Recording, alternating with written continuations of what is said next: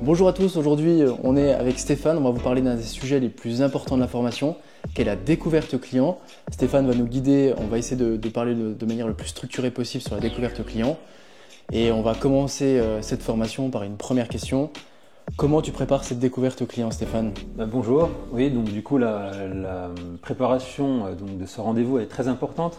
La première chose déjà qu'il faut faire, c'est déjà être à l'heure. Alors pour être à l'heure, il y a plusieurs choses à regarder, notamment déjà où se trouve le rendez-vous, est-ce que je vais pouvoir me garer, qu'est-ce qui est à proximité comme parking ou non, si c'est une maison ou pas. Enfin voilà, il y a quand même pas mal de choses à voir, donc on a beaucoup d'outils aujourd'hui qui permettent de le faire, notamment ce que tout le monde connaît, Google Street View, Google Maps, les choses comme ça, avec les vues satellites, on arrive à regarder tout ça. Ce qui est bien aussi avant le rendez-vous, c'est d'aller jeter un œil en fonction de l'adresse du rendez-vous sur la partie cadastrale. Okay. On a les sites cadastre.gouv.fr qui permettent de donner 2-3 informations, alors plus pour les maisons, sur l'environnement, les maisons autour, la surface de la parcelle, où est le sud, où est le nord, où est l'est, où est l'ouest. C'est toujours intéressant d'arriver déjà avec ces informations et pas de les découvrir sur place. Et puis après, ce qui est intéressant de voir aussi, donc toujours avec ces mêmes outils, c'est déjà de s'imprégner un peu du lieu du rendez-vous, de connaître un peu toutes les commodités qu'il y a à proximité, les écoles, les transports, les supermarchés, les accès aux voies routières, autoroutes ou nationales. Ce sont tous des éléments importants qui vont aussi participer du coup à l'évaluation, à l'estimation du bien. Puis ça permettra de montrer aux propriétaires qu'on maîtrise un peu le secteur et qu'on n'arrive pas là en terre inconnue. Donc c'est toujours intéressant. Et puis aussi, donc après en dernier lieu, une fois qu'on a fait un peu tout ça, c'est de faire un rappel de rendez-vous au propriétaire la veille ou le matin pour l'après-midi, en lui demandant éventuellement de préparer sa taxe foncière, ses factures énergétiques, le titre de propriété, puisqu'il y a pas mal de choses importantes à prendre comme information dedans, notamment éventuellement si possible d'aller regarder le prix de vente d'acquisition, mais bon ça c'est toujours un peu compliqué, donc si on peut le faire tant mieux, si on ne peut pas le faire c'est pas grave, il ne faut pas se baser là-dessus de toute façon pour faire une estimation immobilière, mais ça permet d'avoir une indication. Et puis notamment le titre de propriété il va reprendre surtout les parcelles cadastrales, donc ça permettra de bien vérifier que ce que nous dit le propriétaire est juste. S'il nous dit qu'il a telle et telle parcelle qui font partie de la contenance de son terrain, ça permettrait de bien voir si elles sont bien dans le titre de propriété. Et pour les appartements, ça permettra de voir si par exemple le propriétaire nous dit qu'il a une cave, un garage, un cellier sur le palier, que tous ces lots sont bien répertoriés dans le titre de propriété. Parce qu'on a déjà remarqué des fois, notamment dans les copropriétés, qu'il y a des caves qui se passent de propriétaire en propriétaire, mais elles n'apparaissent sur aucun titre de propriété.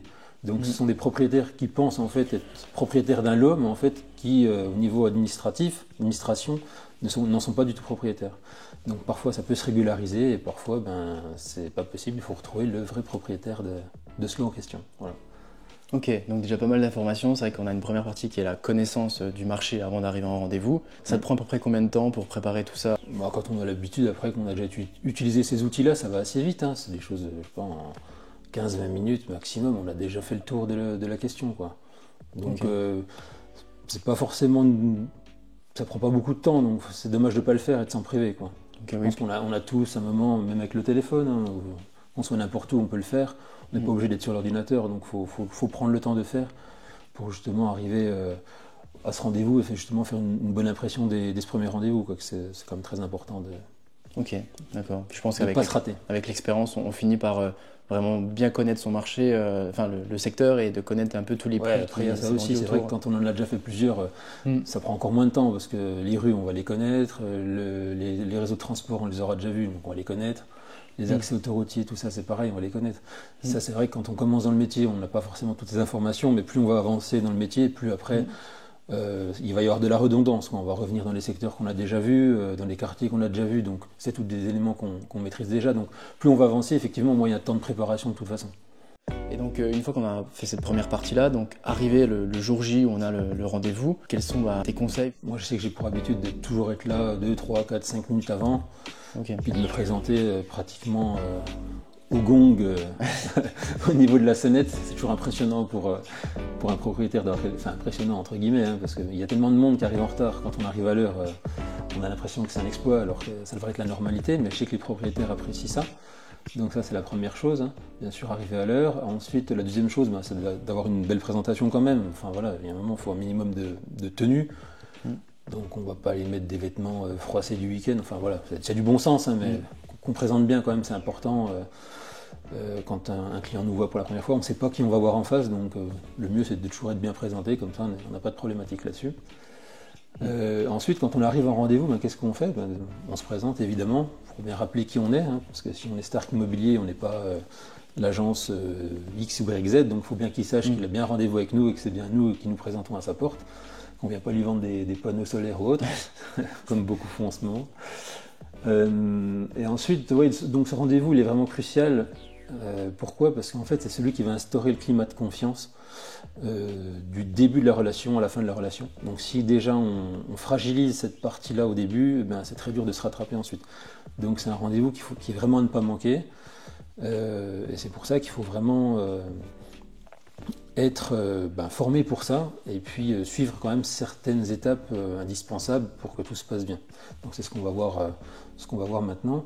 Ouais. Notamment quand on arrive en rendez-vous, donc la première chose qu'on essaye de faire, donc on se présente, on rentre dans la maison, on a ses affaires. L'objectif, pour pas qu'on soit expulsé au bout de 5 minutes de la maison, c'est de se dire qu'il faut arriver à rester un certain temps dans la maison pour justement créer cette relation. Et donc pour faire ça, moi c'est assez facile, quand c'est une maison qui est meublée, qui n'est pas vide, c'est facile parce qu'en fait on va vers une table, je peux poser mes affaires ici, on pose sa veste, tu vois. Et tu dis on reviendra plus tard, on va aller faire un tour de la maison, une petite visite de la maison. Donc ça c'est la partie simple, la maison meublée, les gens habitent dedans, ou pas, mais en tout cas on sait, on va pouvoir se poser, on peut se projeter. Après il y a les maisons qui sont vides. Alors ça c'est un peu plus compliqué, parce qu'on va poser ses affaires dans un coin de pièce, mais on ne peut pas ensuite aller s'installer. Donc c'est là où il va falloir faire preuve un peu de malice et puis de discussion, de choses comme ça pour essayer de faire durer un peu ce rendez-vous pour pouvoir créer cette relation, parce que c'est pas facile, quoi. Non, pas facile. De faire durer une discussion. Quand on n'a plus rien à dire, des fois on est là, qu'est-ce que je peux raconter? Et on sait que pour créer ce climat de confiance, justement, il faut qu'on aille aussi au-delà de la partie immobilière, donc s'intéresser à la personne, à ses hobbies, ses passions, tout ce qui peut en fait nous rapprocher d'elle et puis créer justement ce lien. Donc, quand une maison est meublée, c'est plus simple. Quand elle n'est pas meublée, il faut aller chercher, donc il faut poser des questions. Voilà. Ok. Donc oui, là, une première partie, on découvre le bien avec les caractéristiques. Ouais, voilà. Donc après, on pose ses affaires, on fait une petite visite de la maison. Ou de l'appartement, ou du bien qu'on va visiter, et on essaye de rebondir un peu sur tous les éléments visuels qu'on va voir et qui peuvent avoir un intérêt pour le propriétaire, justement pour créer cette relation. Hein. Comme je disais, ça peut être les passions, des photos de voyage, de la décoration, n'importe quoi. Justement, ça permet d'ouvrir des sujets de discussion, parce que c'est pas facile au début quand on connaît pas quelqu'un, puis il peut toujours sentir ça comme une atteinte personnelle, entre guillemets. Ouais. Alors que quand on rebondit sur un élément visuel, c'est beaucoup plus simple, quoi. Oui, et du coup, ça permet d'engager la discussion sur un sujet. Et puis des fois, dans une pièce, on va y rester 10 minutes ou un quart d'heure à parler de tout, sauf d'immobilier en fait. Donc c'est là que justement ce lien commence à se créer. Donc ça, en fait, il faut essayer de le faire au fur et à mesure de la visite, tout en rebondissant également sur les aspects techniques de la maison, parce qu'on est quand même là pour ça à la base. Il ne faut pas l'oublier, il ne faut pas que parler de la partie perso, il faut mêler un peu les deux, en fait, c'est un juste équilibre. Et après, c'est au ressenti aussi, parce que si on voit que la personne a un langage corporel un peu fermé ou qu'elle ne répond pas aux questions, faut essayer de trouver d'autres moyens de la faire parler. Donc c'est peut-être qu'elle n'a pas pour l'instant confiance en vous, elle ne sait pas qui vous êtes, elle a besoin d'être rassurée, donc peut-être que dans le temps, après, elle va s'ouvrir. Donc des fois, ça ne se fait pas tout de suite, il y a des gens qui ont plus de mal et qui mettent plus de temps à le faire.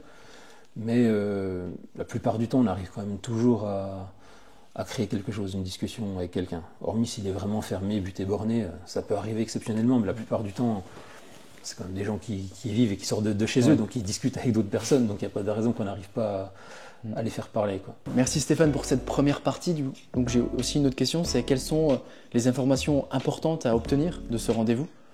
Oui, effectivement, alors pendant la visite, oui, tu fais bien de rebondir là-dessus aussi, il y a pas mal de choses à savoir, notamment c'est pourquoi on est là, oui. Parce qu'en fait, personne ne dit d'estimer son bien très bien, mais en fait, ce qu'il faut savoir avant tout, et des fois on ne le sait pas tout de suite, c'est connaître le projet du propriétaire et puis le délai de réalisation du projet. Alors après, il y a plusieurs types d'estimations, puisque on a des gens qui vont nous appeler pour faire une estimation juste pour connaître le prix du marché de leur maison. Ils ont construit, ils veulent savoir combien elle vaut maintenant, est-ce qu'ils ont dépensé plus, qu'est-ce que ça va se vendre, voilà. Avoir une idée, ça, on a ça aussi. Donc bon, ce type de rendez-vous-là, des fois on le sait tout de suite au téléphone, ils nous le disent directement.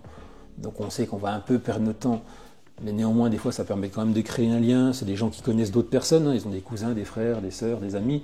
Si on fait bonne impression, peut-être pendant ce rendez-vous, même si on ne va rien tirer de ce client-là, peut-être qu'on pourra en retirer autre chose plus tard, ou lors d'une succession, il aura eu un bon souvenir de nous. Donc c'est quand même de toute façon à pas négliger. Et puis, alors c'est pas les rendez-vous à mettre en priorité. On peut les placer un peu plus loin dans le temps. Néanmoins, c'est toujours bien de les faire, quoi, parce que ça permet aussi de voir d'autres gens, de voir d'autres biens, de voir d'autres typologie de clients. Et ensuite, on a aussi des gens qui nous appellent et qui nous disent pas au téléphone. C'est dans le cadre des successions, décès, on a des divorces, on a des mariages, des naissances, des mutations, déménagements ou autres. Donc ça, pareil, soit on va le savoir tout de suite au téléphone, la personne va nous l'avoir dit quand on fixe le rendez-vous, ou soit elle n'aura pas envie de s'étaler, elle va juste demander un rendez-vous d'estimation, puis on sent qu'elle est pressée, donc ça ne sert à rien de la retenir au téléphone. De toute façon, le boulot, il va se faire facilement une fois qu'on sera sur place, que la relation sera créée. Et du coup, quand on est sur place, quand même, il y a vraiment cet objectif-là à atteindre lors de la visite de la maison, du passage un peu dans le bien, un peu partout. Il faut arriver à un moment à connaître justement quel est le projet de vente. On peut poser la question directement si on sent qu'il n'y a pas de gêne, pas de tristesse, pas de choses comme ça. Pas de sentimental ou de choses comme ça. Après, des fois, quand c'est plus délicat, il faut poser des questions un peu détournées pour que la personne elle amène un peu la réponse elle-même, quoi.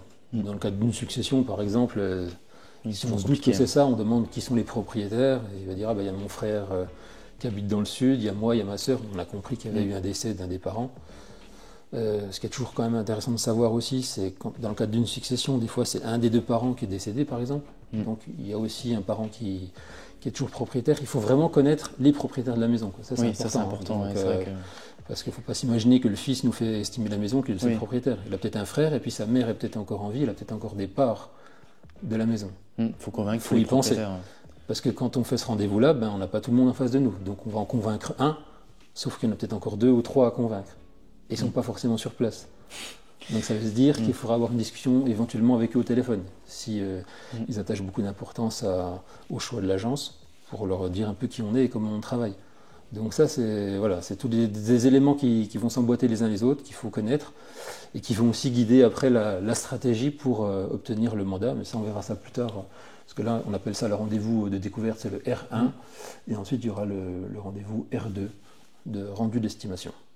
Merci Stéphane. Donc une fois que tu as tous ces éléments, comment tu finalises cette découverte client ?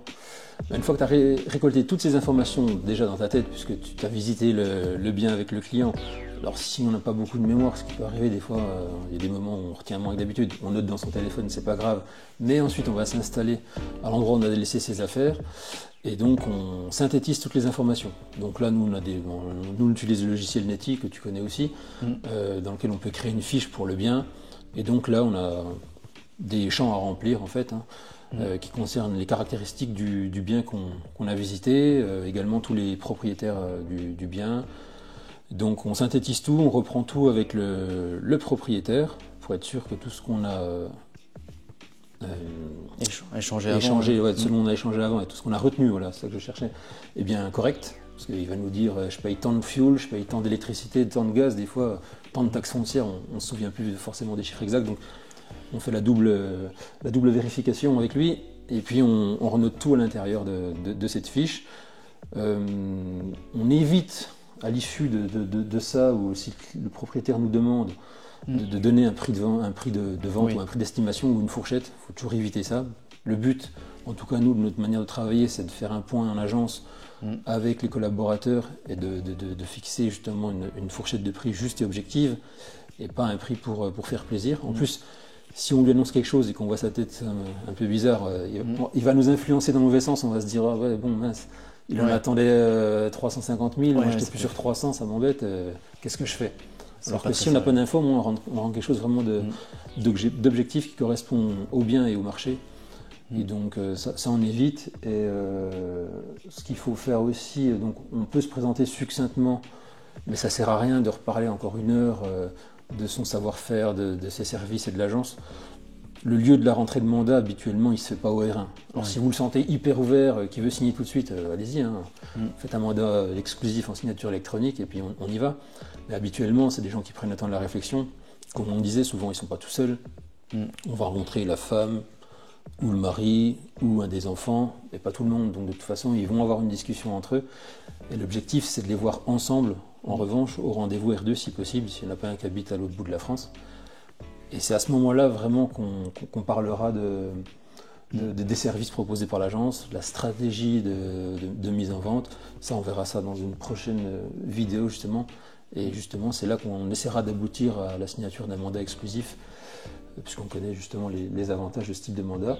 Et on sait aussi en énoncer les points positifs pour le propriétaire. Donc ça, on verra ça. Est-ce que c'est un élément que tu abordes déjà au premier rendez-vous, le mandat? Ou est-ce que tu attends le deuxième rendez-vous?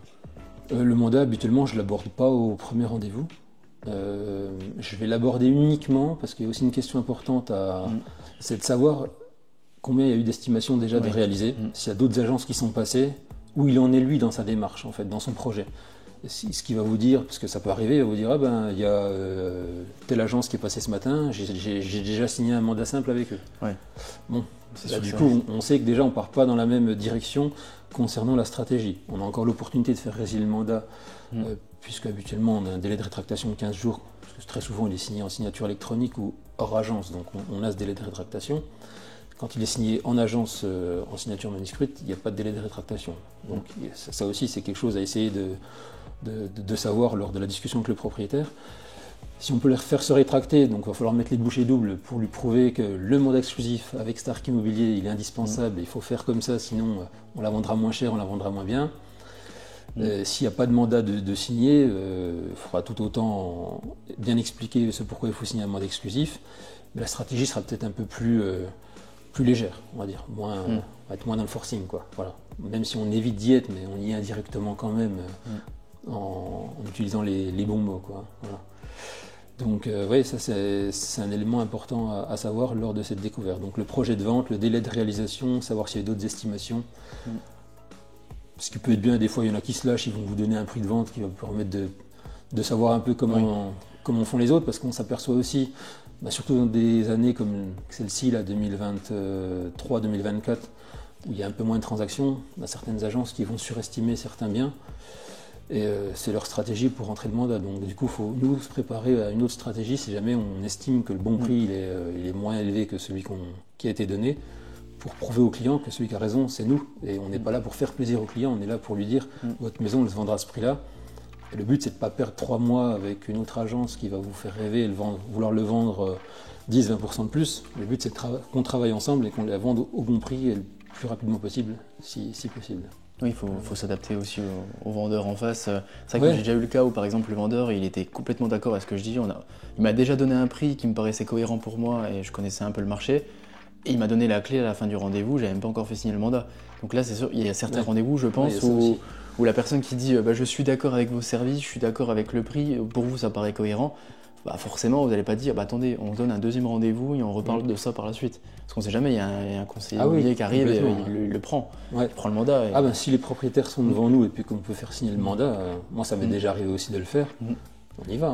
Signature électronique, ça arrive sur le téléphone, il peut signer instantanément, c'est réglé. Ça va vraiment dépendre ça va être au cas par cas avec chaque vendeur.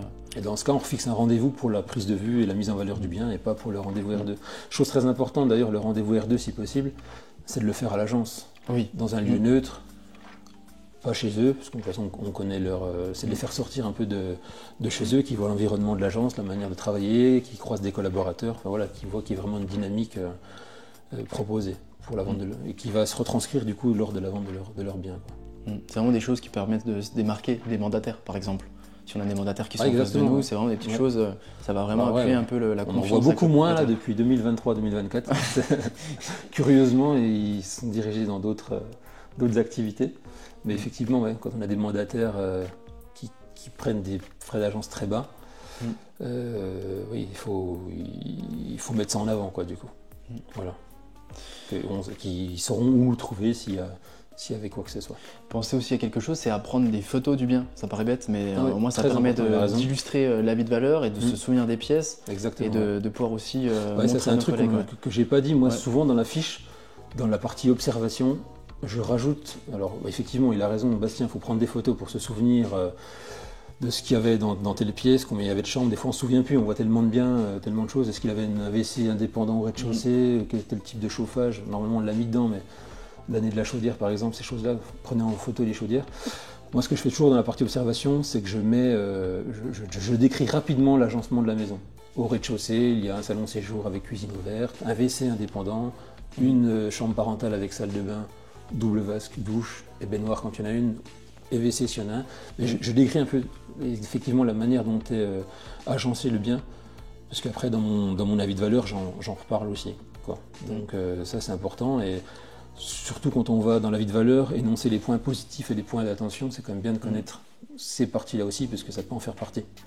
Voilà. Donc ça c'est vrai que c'est important, tu as raison de le souligner. Puis rentrer dans les données caractéristiques de la maison, ça va vraiment aussi dépendre du vendeur. Si vous avez un profil d'un vendeur qui est très méthodique dans sa façon de faire, où vous voyez il arrive, il a le plan de la maison avec les surfaces en mètres carrés, tout noté, bien souvent c'est des ingénieurs, voilà. C'est anciennement ingénieurs. Les ingénieurs sont souvent comme ça, ils ont des tableaux Excel avec tous les factures énergétiques renseignées mois par mois. C'est très précis. Il y a tous les profils, c'est vrai. Il y a tous les profils, mais c'est vrai que c'est un profil où, par exemple, là, il faut rentrer dans la partie caractéristique de la maison, il faut tout prendre en note, parce que forcément, il va être content. Si on commence à rentrer là-dedans, lui, il va adorer. Il va adorer ce profil-là du conseiller en face. C'est sûr que vous fermez votre ordinateur et que vous commencez à parler de sa vie sans prendre en note. Bon, ça peut passer, mais ça peut ne pas passer aussi. Donc, et puis on a aussi le profil de celui qui est au courant de rien. Il ne sait même pas combien il paye des taxes foncières, parce que c'est mensualisé. Ses factures d'énergie, pareil, c'est prélevé tous les mois, il ne sait même pas où il en est. On a ça aussi. Bon, après, il faut s'adapter à tout le monde. Mais du coup, il aura peut-être d'autres attentes sur d'autres sujets. Si ce n'est pas celle-ci, c'est peut-être à combien vont s'élever les frais d'agence, qu'est-ce qu'on met en place pour vendre son bien le plus vite possible, le mieux possible. Quand est-ce qu'il va y avoir des comptes rendus de visite, il aura peut-être d'autres éléments auxquels il va attacher de l'importance, auxquels il faudra répondre, quoi.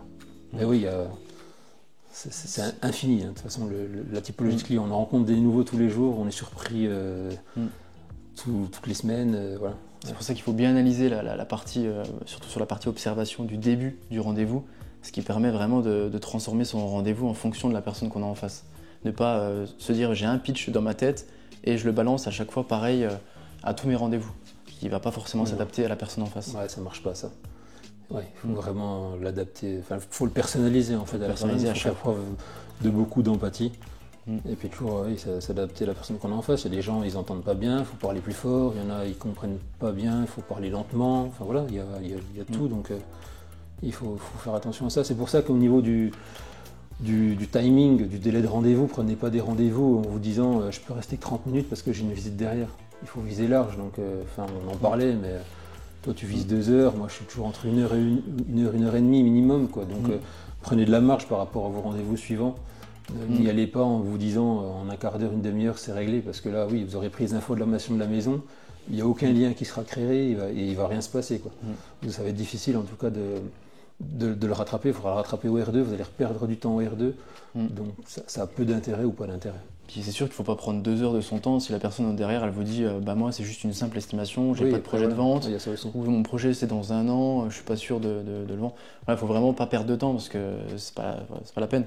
Puis il y a des personnes, la personne qui vous dit qu'il y a un projet de vente et qui par exemple vous dit est-ce que vous voulez un café, est-ce que vous voulez boire quelque chose, là c'est pareil, j'ai déjà perdu un mandat comme ça en refusant une bière, donc je pense que c'est pour ça que je l'avais perdu ce mandat-là. Quand on vous offre à boire, dites oui.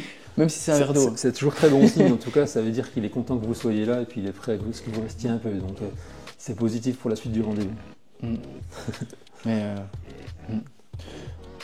Voilà, j'ai abordé pas mal de choses. Après, je ne sais pas si on a d'autres choses encore à aborder sur le sujet découverte, mais pour finir, vous finissez le rendez-vous et donc on replace tout de suite un rendez-vous. On ne dit pas je vous rappelle pour fixer le rendez-vous d'estimation, le rendu d'estimation R2.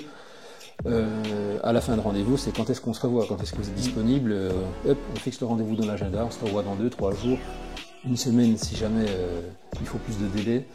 Et est-ce que votre femme sera là, est-ce que votre frère sera là, voilà, ça c'est des éléments importants. Des fois il vaut mieux attendre un jour ou deux ou faire un rendez-vous tard le soir et que vous ayez tous les bons interlocuteurs en face, les décisionnaires, ceux qui vont prendre la décision de vous donner ou non le mandat.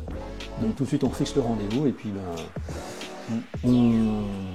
on collabore avec ses collègues, on synthétise tout ça, on regarde et on prépare une belle estimation papier qu'on projettera à l'écran, mais ça on vous expliquera dans une prochaine vidéo comment se passe le rendu d'estimation, donc le rendez-vous R2 très prochainement. Voilà, merci en tout cas pour votre attention. Merci Bastien de m'avoir fait venir merci pour Stéphane, ce témoignage et on se reverra dans d'autres vidéos de toute façon. Voilà. Voilà. Prochain À bientôt. À bientôt.